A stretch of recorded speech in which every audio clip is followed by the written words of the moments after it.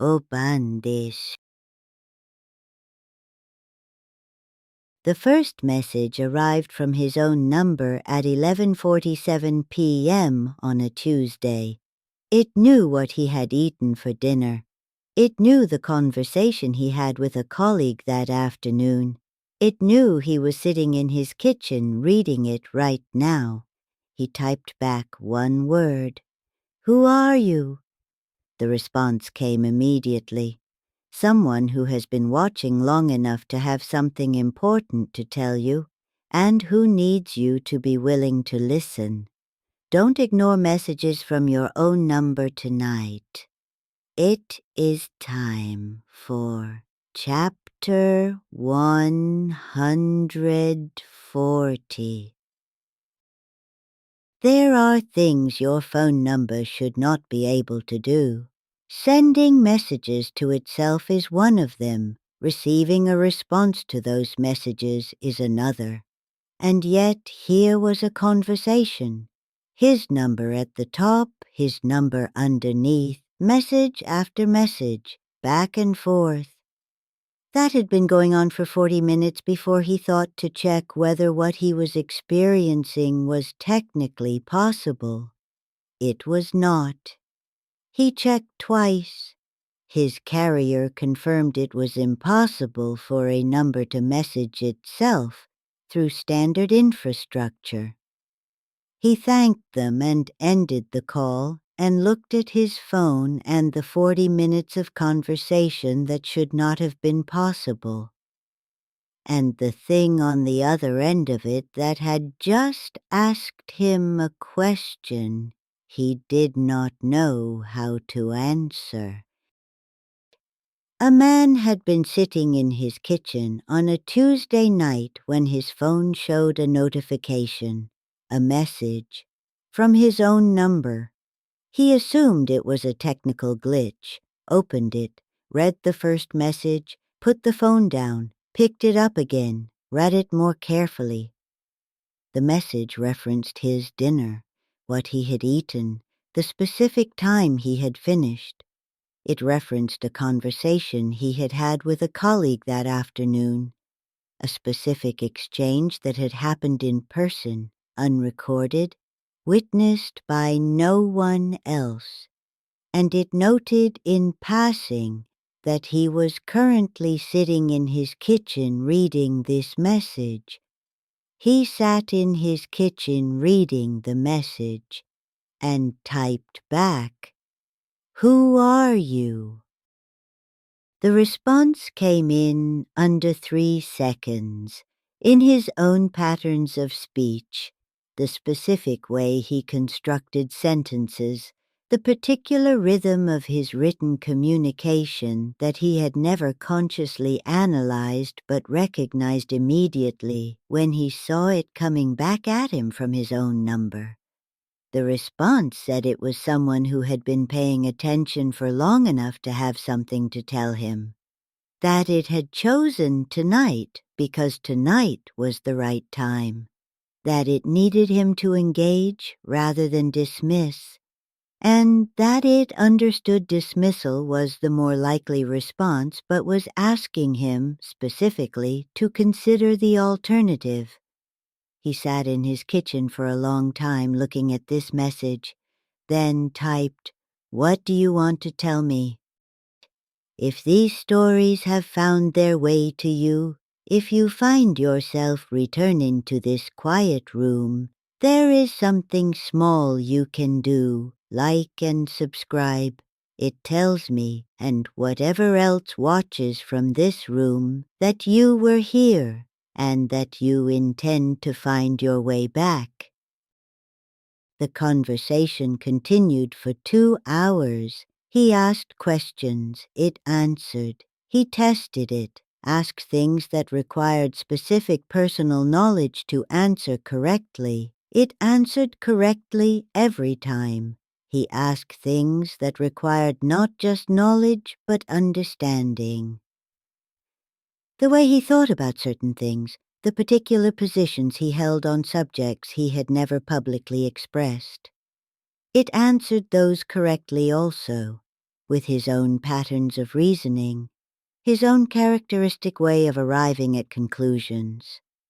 By the end of the 2 hours, he had stopped testing and was simply talking, in the strange intimacy of a conversation with something that knew him better than most people who had known him for years. Shakkoi, that intimacy, cold, in the way of being known so completely by something you cannot identify. I wonder if something that had been studying you long enough to pass as you made contact tonight, what would you most want to ask it? What would you most dread hearing in response? Perhaps the answer is already there, waiting for you to ask. Granny is always listening. It told him why it had made contact on the second hour of the conversation. The explanation was specific and personal, connected to something in his life that had reached a point requiring a decision, something he had been postponing. The thing messaging him from his own number had been watching long enough to understand that the postponement had gone on as long as it safely could, and had decided that the most effective intervention was direct contact, in a form he could not dismiss as coincidence or imagination, from his own number, in his own voice, saying things only he could know, so that when it finally said what it had come to say, he would have no grounds for dismissal. He told me he listened.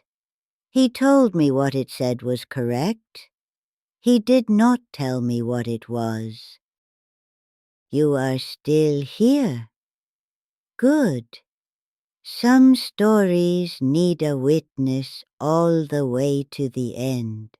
I wonder if something that knew you completely made contact tonight to tell you one thing you needed to hear.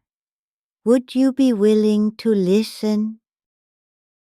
The conversation ended at 1:47 a.m. His own number sent one final message, said it had said what it came to say, said it would not contact him again, said it hoped he would act on what had been said before the window for acting closed, then nothing. He checked his message history the following morning. The conversation was gone, not deleted, simply absent, as though it had never occurred. He had no record of 2 hours of the most specific and personally accurate conversation he had ever had. Only his memory of it, and the decision he had been postponing, which he made that morning before the window closed.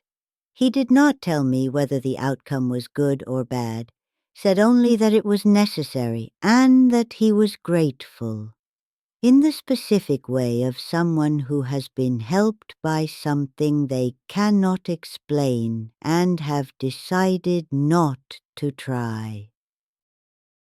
I think about what it means to be known well enough to be reached, not through any ordinary channel, through your own number, in your own voice, at the right moment, with the right information, by something that has been paying attention long enough to understand not just what you know, but how you think, and that chose to use all that accumulated knowledge of you, not to harm or deceive, but to deliver one message, one thing you needed to hear, before the window closed, whatever it was, however it had come to know you so completely. Whatever it intended by making contact at 11:47 p.m. on a Tuesday. It said what it came to say, and left, without a record, without explanation, simply the decision made that morning, and the gratitude of someone who has been helped from a direction they never expected help to come from. Ndanyaa. Some of the most important messages arrive in the most unexpected forms. I have always found this to be true. Another whispered story from Japan, shared quietly here beside the kotatsu. If you receive a message from your own phone number, read it before you dismiss it. Read it carefully. And if it knows things only you could know, what you ate, what you said, what you are doing at the moment you read it, respond. Ask it what it wants to tell you, and then listen, because something that has been studying you long enough to message you from your own number in your own patterns of speech has been paying attention for a very long time, and has chosen tonight specifically, for a specific reason, and has something specific to say, something you need to hear before a window closes that you did not know was closing. It will not keep records. It will not contact you again. It will simply say what it came to say, and leave, and the decision it came to prompt will be yours, to make or not make, before the window closes.